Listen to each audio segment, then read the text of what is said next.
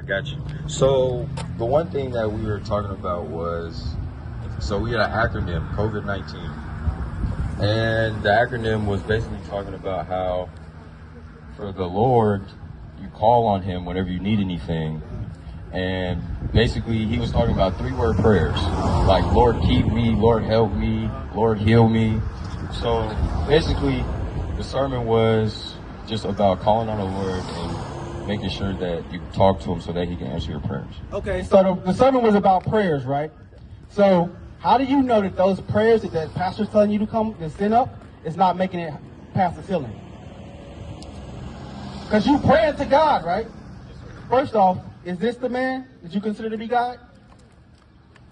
Right? Is this your version of God? Is what he looks like in your head? Yes, sir. So let me ask you this, big bro. So that's the first problem, right? You come out the church, you're talking about prayer.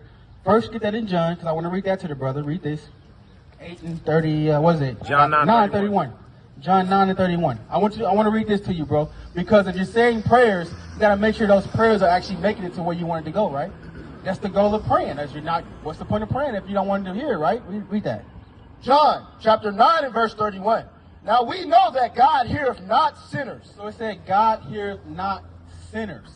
So when you're going and you're making those prayers and you're asking the Lord to fix things in your life and you're in the midst of what's called sin, does God hear that according to the Bible? He doesn't. So now let me ask you this, bro. You came out of that church. What's the definition of sin? What is the biblical definition of sin?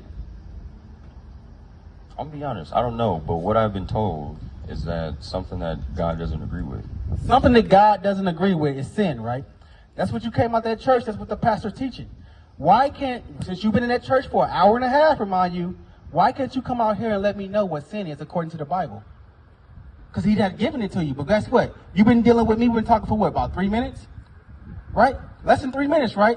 I'm going to go into the Bible. I'm going to let you know what that sin is identified in the Bible that keeps your prayers from being heard from God. Read that. Get the definition of sin. 1 John chapter 3 and verse 4. Whosoever committeth sin. So it said, whoever committeth sin. That same sin in John 9, it said your prayers won't be heard. Whoever does that sin, read on. Whosoever committeth sin transgresseth also the law. For sin is the transgression of the law. So according to the Bible, what's sin? Transgression of the law. Transgression of the laws of God. Transgression of the laws of God. So now I'm going to show you that actually going to that Second Baptist Church, which that actual religion was created by someone that doesn't look like just like us. That was formed by a white man, right? A white man came up with that religion, gave it to us when we was like this in servitude. We was on those slave ships. We was on his plantation, picking this cotton, selling our brothers and sisters, selling our kids. He gave us Baptist religion, and we stick to that thing, right? Read that. Read it again. Hey, don't let them take you away, bro, Elijah. Don't let them take you away, bro. Read that. 1 John chapter 3 and verse 4. Whosoever committeth sin transgresseth also the law. We're going to the Bible. We get the definition of sin. This is something everyone should want to know. What the definition of sin is. Right. God's telling you what sin is. Right. It's not a mystery. Right. You don't have to stumble upon this thing. He's giving it to you plain. That's right. In the text. Right. He's saying this is sin. Read on.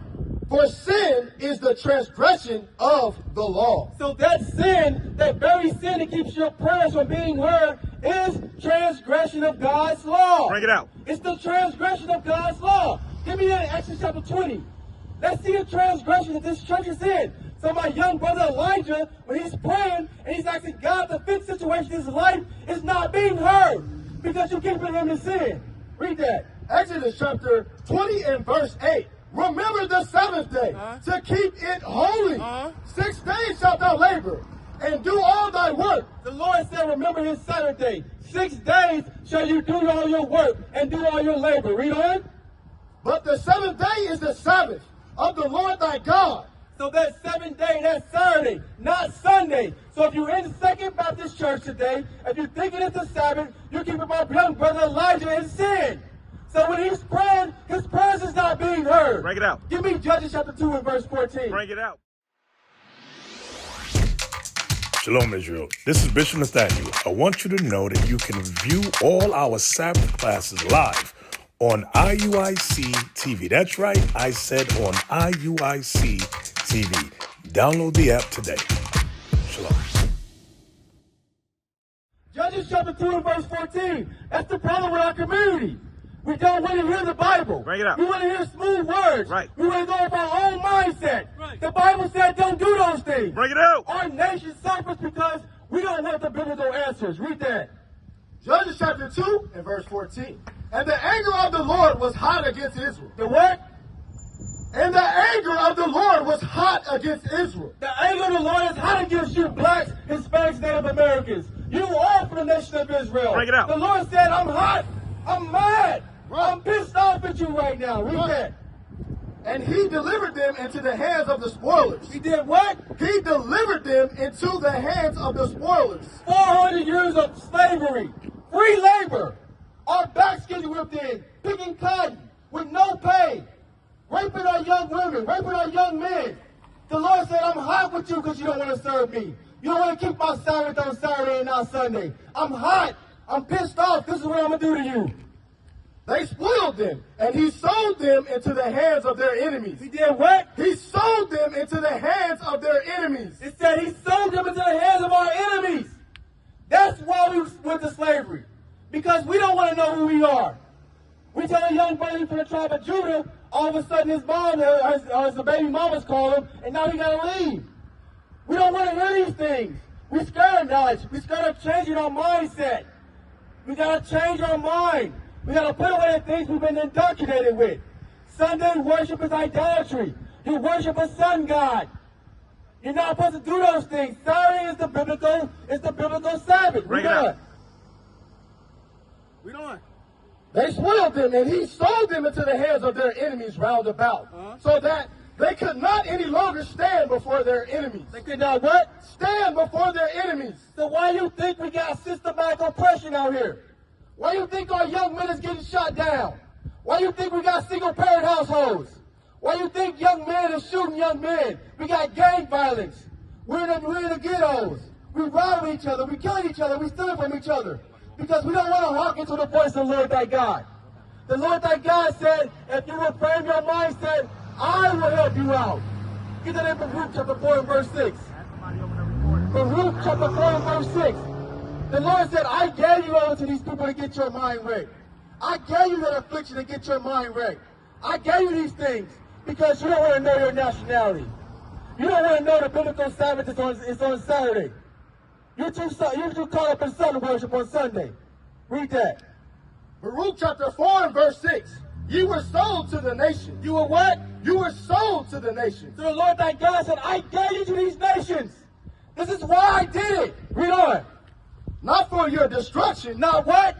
Not for your destruction. How can the people get beat, raped, murdered, and slaughtered for 400 years and still be walking the face of the earth? The Lord said, I didn't do that for your destruction. That's not why I'm here. I'm going to give you this punishment, but I'm not going to do it so you can end you. I'm going to do it to you for correction. Read Bring on. it out. Bring it out. But because you moved God to wrath. You did what? Moved God to wrath. Because you made God hot. You made him hot. Read on. You were delivered into the enemies. You were delivered into your enemies. Who is that enemies talking about? Who are our enemies?